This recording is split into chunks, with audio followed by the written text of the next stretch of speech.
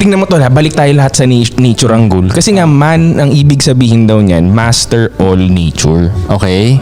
Okay, So, ano yung about video the mo, woman? Mr. Scientific? Science na naman yan, Koy. Hindi, basically, as a man, di ba ang role lang natin sa mundong to is production and survival, reproduction and survival.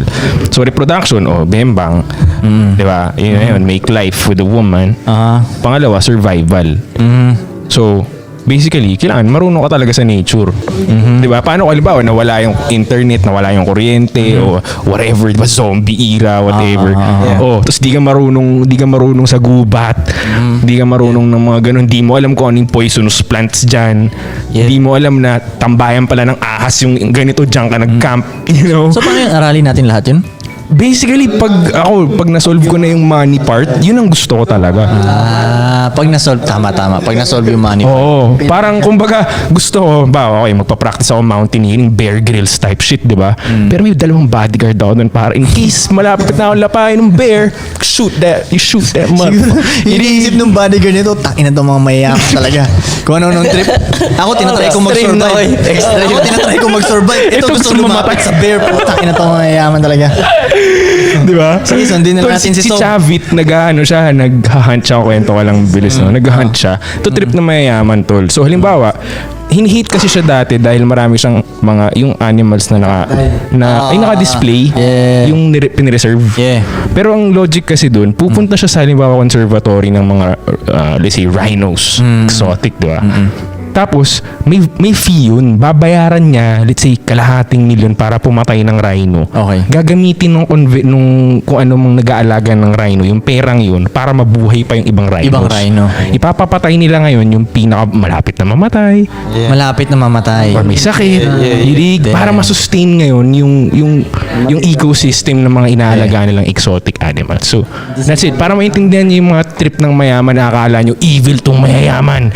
Minsan kasi kailangan nyo rin tignan di ba? Parang, di ba? Okay, next guest natin si Chubby Ching. Paki-invite, Tol, please. alam mo tol, yung sinabi mo about evil ang mga mayayaman, yan ang isa sa mga na-realize ko lately. Lagi talagang iniisip ng mga, let's say, ng mga mahihirap na kalaban ang mga mayaman. Yep. Masama ang mga mayaman. Tayo nakita natin both sides. Pero ewan ko parang hindi. Lalo na nung nakalipat na ako dito, pag naglalakad ako, nag-good afternoon lahat sa akin. Good morning.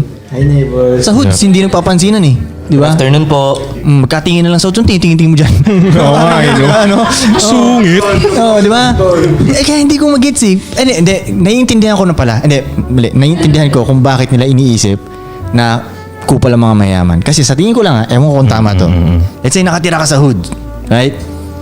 Yung mayroong pinakamalaking bahay dun. Pinakamayaman. Yung pinakamayaman dun sa hood. Yun yung kupal. Kadalasan kupal yung mga yun kasi sila yung, hindi naman talaga sila mayaman. Diba?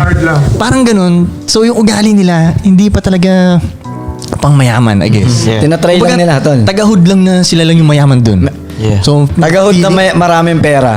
feeling sila, di ba? So yun yung ang daming sinasabi dun, mareklamo, ano man, kupal nga ganun. So iniisip nila, Power trip. kaya ganyan mga mayaman, kupal. Pero hindi pa nila nakakita yung totoong mayaman. Di ba kasi hindi mayaman yun kasi nasa hoods lang nila Ang totoong mayaman wala na dun Oo, totoo. Di ba? Kasi minsan pag dito tol, pag naglalakad ako dito, kahit yung mga bata tol, nag-good afternoon sa akin, nag-hi. Kahit nagda-drive ako, gumagano yung mga bata. So, duraan ka pa ng bata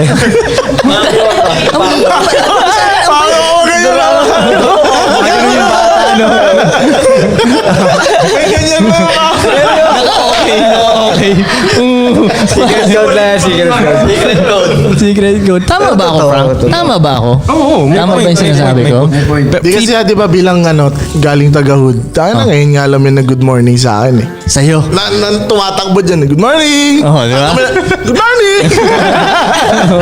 Yeah, Parang sa commercial no? Nakakatawa sa Sorrento no? walang ganun sa hood. Tang ina mo, ang tagal mo. Ganun ang bitaw Pero pag may yaman talaga, hindi naman sila hindi naman sila kupal talaga. Pero naiintindihan ko bakit yung ibang, paano kaya to? Hindi lang siguro match yung frequency. Kaya nami-misunderstood. For example, yung Misunderstanding lang. Halimbawa, Lahat bigay misunderstanding. tayo ng example ng evil sa tingin nila na mayaman. Si Henry C.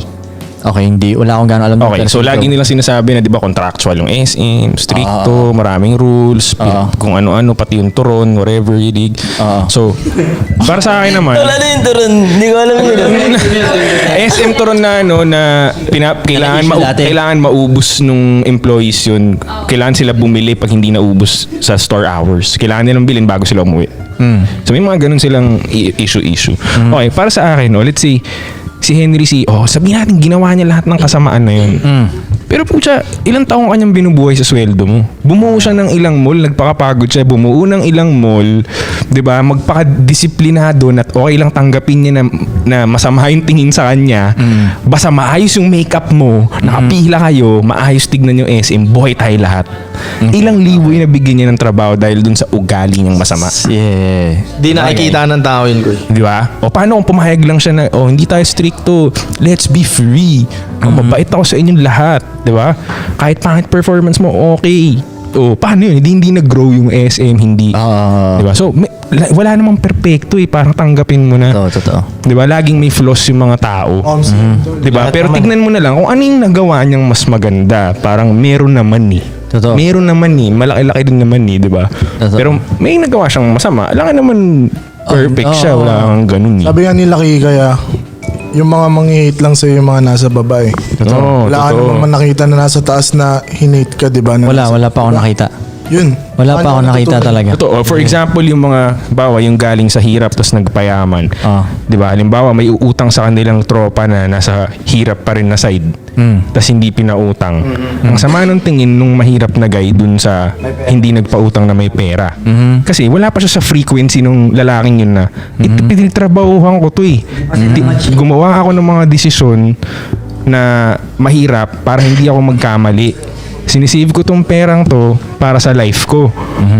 Hindi pa enough Tapos hihingin mo lang dahil nagkamali ka. Oo, tama. Di ba? Pero hindi lang maano yan. Di ba? Dahil kailangan ng gets yun. pangkumpil nung anak mo, ganon. Umutang kasi birthday. May mga Utang ganon. ng birthday. Hindi. Naiintindihan ko yung Utang pagmamahal sa nyo, para di sa ba? birthday, no? Utang Pero, sa birthday. let's tackle that, di ba? Sarap ang ulo mo. Di ba? Parang, damn. Sana naiintindihan nyo. No? Sana Birthday ko naiintindihan naman. nyo. Di ba? Di ba? Hindi na kailangan ipaintindi. Pero yun.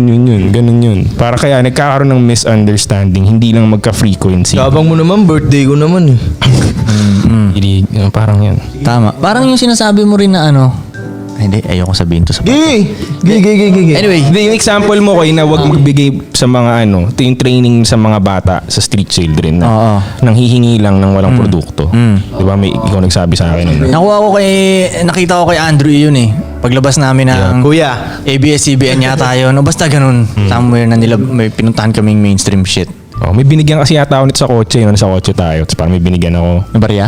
Oo. Tapos kinuwento mo sa akin yan. Sabi ko, may lumapit kay Andrew di ba? Bata, namamalimos. Ewan ko kung panaginip ko lang to pero alam ko totoo Anyway, sabi ni Andrew, ano yan? Tapos sabi nung bata, parang palimos. Tapos parang sabi ni Andrew, kung mahahanapan mo lang sana ako ng ibibenta sa akin, mas ibibigay ko yung pera ko sa'yo. Parang hindi ko maalala yung exact words. Pero ang point nun, kung meron sana siyang binibentang something, malamang mas magbibigay si Andrew nun. Hindi yung nakaganon lang. Yeah. So pag may lumalapit din sa akin na nakaganon lang talaga, Aperan mo, Koy. kumusta? Okay, nagawa ni Cole. Ito lang ginagawa ko, tol. Bagong Ito sign lang, yun, tol. diba? Alam mo ang ginagawa ko, tol. Kaya yung mga ganon, sabi, naghahanap ako ng basura sa kotse ko ba? Papatapon mo tapos. Pakitapon Service fee. pakitapon naman to, sabi ko gano'n, pakitapon to. Pero siguraduhin mong sa basurahan ha. Hindi nga ako pag-abot mo doon, kitang-kita ko yung bata, tinapon. Hindi. Ang ginagawa ko kasi, tapon mo to, pag natapon mo, balik ka sa akin. So hindi kailangan niya talagang itapon, kundi hindi niya makukuha yung pera ko. So, pag Mamasta nag-go ko ka siya. na? Hindi, siyempre hindi pag sa mga parking lot, yung mga gano'n. Okay. Tapon mo to at sabihin ko sa kanya, basurahan mo talaga itapon yan ha. Tapos opo, makikita ko siya pumunta ng basurahan, tatapon niya. Pagbalik niya, okay, pam. So parang gano'n. Kaya minsan yung mga nagbubukas sa akin sa 7-Eleven, minsan yung mga binibigyan ko, pinagbuksan niya ako ng pinto Tol. Diba hindi yung nakaganon lang agad siya, hindi pa ako Service nakapasok ng charge 7-Eleven, yan, di ba? sir. Okay, pag binuksan niya akong pinto, okay, nice one. At least natututo ka na pag may ginagawa ka, may babalik sa yung ganun. Good training sa Ako society. sa kalsada, sa mga ganun, di talaga ako nagbibigay, never talaga. Kahit yung mga may acts of service. Bakit naman? Kasi nung isang beses talaga, nagbigay ako sa matanda ko ya. Oo. Tanda kasi, Oh. matandang babae na siya, kawawa talaga. Oo. Katok siya sa kotse. Mm. Abot akong pagkain. Oo. Sabi talaga sa akin, pera kailangan ko. Ganun talaga ko po. Simula talaga nun, never na ako magbibigay. How about yung sa mga nagtatrabaho nga? Yung binagbigyan mo na malimos lang eh. Tama naman yung point mo. Pero Sige, yung about sa nagtatrabaho, biglang gaganunin yung windshield mo. Ayoko yun. Diba? Ayoko yun. Hindi, gets ko naman din yung point mo. Okay nyo na yun. Ha? Oo. Tigil nyo na yun. Hindi Oo. magandang hassle yun. Ha? Oo, Hindi baka magandang kasi, hassle, nakakainis. sige, i-call out ko na dito, Frank yung mga nagpupunas ng salamin bigla sa kalsada, baka akala nyo kasi nakakatulong sa mga ano yun eh. Hindi talaga siya nakakatulong. Pero medyo form nga ng maliit na scam yun eh. Dahil Koy! punasan ko to boom. Anong choy? Anong magagawa Doon mo? nga, ewan ko kung tama to ewan ko Doon ko lang masasabi na ano, hindi pasok yung respect na hassle doon. Hindi pasok yung respect na hassle. Ayoko yung hassle mo. Wala akong respect dyan sa hassle mo. Respect the hassle, tol. H-A-S-S-L.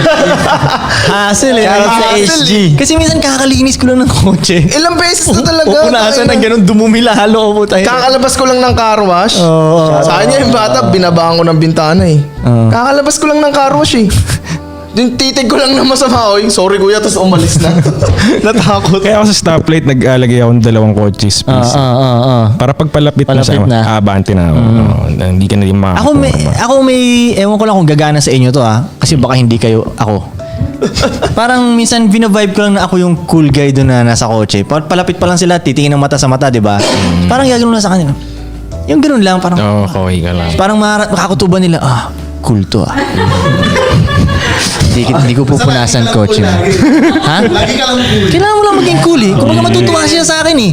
Makita nila ako, may tattoo Buti yung ganun. may tattoo sa ulo. Yung sa iba yung dati, cool to magbibigay to. Hindi. Baliktad. Hindi, never na nangyari sa akin yun. Yung Never iba talaga. magagaling pa sa ano mo, sa blind spot sa kaliwa. Magugulat ka, tubig na agad. Hindi, wala. Inaabangan mo sa harap. Inaabangan mo sa harap.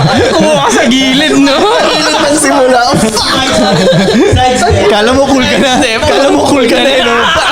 Hindi pa pala ako cool. Ewan ko, sa tingin ko dinadaan ko nga sa itsura ko tol eh. Hindi ko sinasabing gwapings ako, pero malamang ako yung pinakakaibang nakita nila sa araw na yun. Di ba? Kakaibang may tattoo ko sa ulo. Yung kotse ko, hindi kakaiba sa mata nila. Uy, si Idol. Oh, hindi lang ako kilala tol. Pag mga hindi ako kilala, pag nakilala ako, matik yan, hindi nila pinupunasan yan. Sabihin ko lang ganun, hindi na. Pero kunyari mga hindi ako kilala, di ba? Dadaanin ko lang sa itsura ko yun makita na, okay to siya. Parang ganun. Pero dati nga kulit nakababa yung mga bintana ako. Sa kotse ako. May tattoo na ako sa ulo nun. Dumaan yung bata. Ayos ang tattoo mo para. Sarap kalto ka na.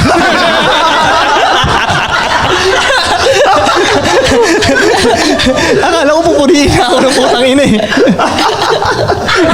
Ano masabi mo? Alam mo, magalit ka. Tumawa na lang. Ako natawa na lang ako talaga. Ako tayo nakakatawa ka. Ang inang yan. Pero may kilala ako na awayin yun. Ay, talaga. Ay, talaga. Koy, yung kilala ko mo na yun, alam mo yung stoplight sa may coastal tas pakaliwanan ng Cavite, di ba? Kilala na siya doon, hindi na siya nilalapitan ng mga nagagano doon. Nangaaway siya.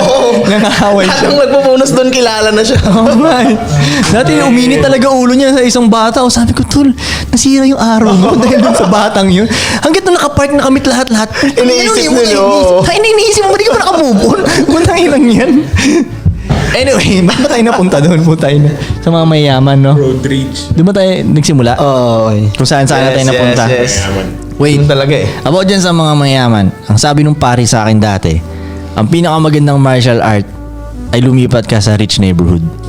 Martial art. Pinakamagandang martial Tama art yun, ay lumipat ka sa rich neighborhood. Safe ka, no? Huwag ka ba nag-ano ng martial art para madepensahan mo sarili mo, di ba? Yun ang pinakamalupit na martial art. Sa rich neighborhood, di mo kailangan yun. Lipat ka sa rich neighborhood. Mas safe ka doon. Plus, yung mga taong nakapaligid sa'yo doon, ayaw rin gumawa ng gulo kasi maraming mawawala sa kanila. Alright, gets. Pag nasa pinaka-hoods ka, walang mawawala sa mga yun eh. Saksakin ka nun, so what? Makulong ako, so what? Di Sa ba? lugar ni Gagamboy. Oh, pero sa mga rich neighborhood, ayaw nila yan. Maraming mawawala sa kanila eh. Plus, kalmado na masyado sila para gumawa pa ng ganung shit. Di ba? So, yun ang sabi nung pare sa akin. Which is, ang point ano pare, lumipat ka sa rich neighborhood.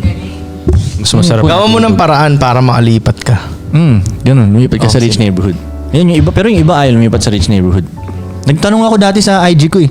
Lilipat ka ba sa rich neighborhood? Mas marami pa rin yung lilipat sa rich neighborhood. Pero nagulat pa rin ako sa dami ng hindi lilipat sa rich neighborhood nung mag-i-stay sila sa hood. Kahit yung mga rappers at tatay na mga namatay, yun ang dahilan eh. Hindi sila lumipat eh. May panglipat naman sila eh. okay. Nag-stay sila sa hood. Boop!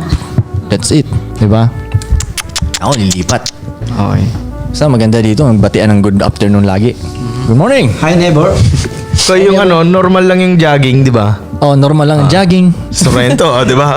Normal na naka-rubber shoes. Sa Maricaban may nagja-jogging ba dun? Oh, di Wala ba? din, di ba? Kasi aasarin ka talaga eh, ng mga tambay eh. Basketball ka naka-rubber shoes. Ha? Mag-basketball ka na naka-rubber shoes na Pag matindi yung laro, pwede. Walang jogger doon, Koy. Oh. Runner. Runner ang meron. Runner. Maraming runner sa amin. Dati, Dong, yun ba yung sino ba yung kwento mo? Si Jennifer ba yung nag-jogging? Ikaw ba nagkwento no? Si Rapi. Basta si Jennifer, Hindi, ako yun, jogging sa Sorrento. Inastar ng lahat. Last na jogging na. Hindi, kinabukasan, di na natuloy yung plano niya. First and last ng... Lakas ng tama mo. Tangina, ikaw first, parang, tangina, workout na ako, sisimula ako na to. Simula na ako, paglabas mo, ganun yung makikita mo. Alam mo, Tol, Walang ka ng gana. lagyan natin sa shades. Ewan ko lang kung pare-pareho sa, pag sa shades, ikaw sanay ka mag-shades, di ba? Kasi pag minsan, pag nakatira ka sa mga hoods, Mag-shades. yung shades nakakailang. Totoo. Asa rin ka eh. Nox! Di ba ganun agad yung unang banat sa'yo, di ba? Nox! Oo. Hindi ka na lang mag-shades eh. Pero pansin ko, sa rich neighborhood, normal lang shades. Walang sisita sa'yo sa So, shades. sa mga konyo guys nga, kahit gabi na di ba? Naka-shades. O, ito, may karapatan na mag-shades. Nung nag-shades nga ako sa beses, di ba? Pinagtawanan ako mga babae ko. Sabi ko, ba't si Frank pwede mag-shades? Ba't pag ako hindi? So, yeah, isa yun sa mga pinagkakaiba ng rich neighborhood at Hood. alam mo kanina, nag-drive around kami ni Ives sa mas rich neighborhood. Anong kotse? Crescida. Ah. Sabi ko, Ives, pansin mo, para talaga kami ignorante doon. Tol, binidyohan ko, Tol.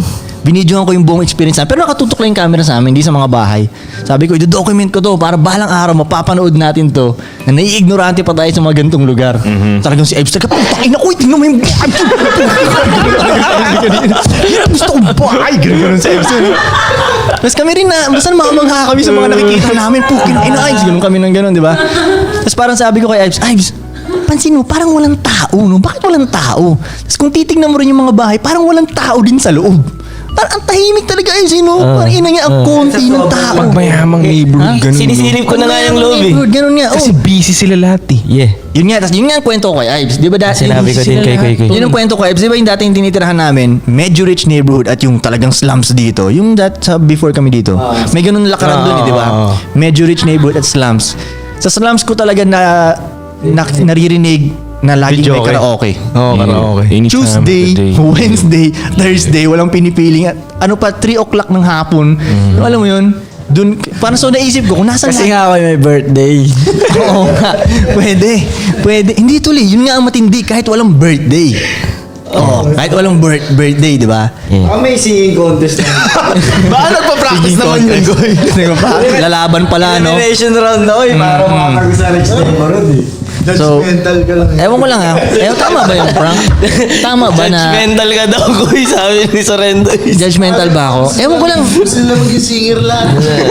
Ito ko kasi. Uy, matatapon. Malay mo, gusto nila maging singer lahat doon, di ba? Nabagay. Okay, hindi ko na husgahan. Bakit yung tunog? Hindi naman sintonado siya eh. Late pa nga pag nakainom na eh. Malay mo, nagpa-practice nga ako. Tol, yung tunog lasing. Nagiinom tunog habang eh. nagpa-practice. Yung kanta lasing, yung kantang pinili niya pang lasing. Ay! Ano yung mga kantang pang lasing dong? Huwag dyan! ay! Kilala mo yun, Ace? Ewan ko. Jesus. Minsan gusto ko rin, bakit nga ba Frank? Ba't tahimik sa rich neighborhood? Hindi ko nga busy lahat eh. Kasi Busy lahat? Pag narinig, mahilig ako magtanong ng routine na mga nakikilala kong may pera eh. Parang, talaga nagagawa mo lahat yan. Kung tangin na sa amin, Talaga? sa gate pa lang, makukumpara mo na. Paglabas mo pa lang ng gate namin eh, di ba? Bugug! Peoples! Ang dami talaga. Kaya tahimik siguro. Pero pagpasok mo sa ano namin, SGV. So, walang makikita mo, walang ginagawa lahat. No? Tol, maraming responsibilidad pag may pera ka na. Kailangan ayusin mo yung health mo, kailangan Gago, ayusin mo totoo. yung business mo, ayusin mo yung trabaho mo kung may trabaho ka. Marami kang i-maintain, At saka tol. tol, pag kaya na fuck up ka, ang daming madadamay. Kaya hindi ka pwede tuloy Yun pa-fuck talaga, up. yun daming talaga. magugutom na sa baba mo, Yun hindi talaga. nakaano sa'yo, di ba? Yep. Siyempre, para kang may kingdom nun ba, di ba? So, parang ang laki ng responsibility mo, hindi lang sarili mo iniisip mo ngayon, di ba? Yes. Kaya nga tama rin siguro yung sinabi mo kanina na hindi lang nila alam na yung nasa top nga, marami nakikinabang dahil sa kanila. Totoo, Diba? totoo talaga. Parang minsan pag Basta sinasabi take for nila Mali granted. lang, nahanapan lang ng mali lagi ko. siguro. Oo, Pag sinasabihan nila ako na kunyari, puro sarili mo na lang. Pero sa ugali kong yun, ang daming nakikinahabang eh. Di ba natural? Di ba? Isa sa qualities ng leaders, narcissism talaga. Totoo. Based on research. Lagi akong sinasabihan ng ganun. May sabi sa akin yung mentor ko kahapon na napakaganda. Sabi niya sa akin, parents sila. Tapos parang sabi niya dun sa asawa niya, nagbakasyon sila eh. Tapos baby pa yung anak nila, iniwan sa mother-in-law, ganyan. Siyempre, mother-in-law, parang magagalit, whatever, di ba? Sabi niya dun sa asawa niya, wag kang ma-feel guilty. Kasi hindi mo magagampanan mabuti yung role mo as a parent pag hindi maayos yung current state Feel mo. guilty sa what? Sa Iwan. sa pagbabakasyon. Kasi iniwan nga yung anak para Okay. So parang ang point niya, talagang kailangan ayusin mo yung sarili mo muna. Siya nga, gising siya ng 5 a.m. hanggang 9 a.m. bawal siya, walang kakausap sa kanya. So naisip ko, shit. So kailangan mo talaga i-prioritize muna yung sarili mo. Mas stabilize Siyempre. mo muna bago ka Sa normal na pamilyang Pilipino gagala kayo, hindi kasama anak nyo. Gala ang tingin nila dun. Hindi nila may isip yung... Wala nga mental health. Oo, hindi nila parang may isip wala na nga ganun. parang para kailangan mo talaga yun eh. As a Kailangan tao mo eh. talaga. Oo, Diba? kailangan mo talaga. Isama nyo yung anak nyo yan eh. Di ba? Sa normal na pamilya yun. Ganun. Eh kaya nga lola kayo, di ba? Yun ang sabihin ko, no? Di ba lola, alagaan yung apo? Oh, di ba? Lola ka, nanghingi Pwede ka ba lang sabihin naman. yun? Pwede ba sabihin yun? Koy, di ba nanghihingi kang apo? Oo, nangingi ko. Nangingi ng apo sa akin eh. Binigay ko na. Ayaw mo alagaan. Pwede ba yun? Isa pang sinabi niya, don't let anybody judge you on how you spend your money. Yeah, gusto ko yan, Frank. Tangina. As long as na may kadugtong yun daw. May kadugtong daw. Mapir ka agad eh. Pakinggan mo yung kadugtong. As long, Sinabi okay, niya yun eh. again, Sinabi niya na yun. don't let anyone judge you on how you spend your money, but you have to be responsible about it. Yes, You know what I'm 100. saying? Like, take care of your responsibility muna. You know? So, Kaya sob ko yan eh. So,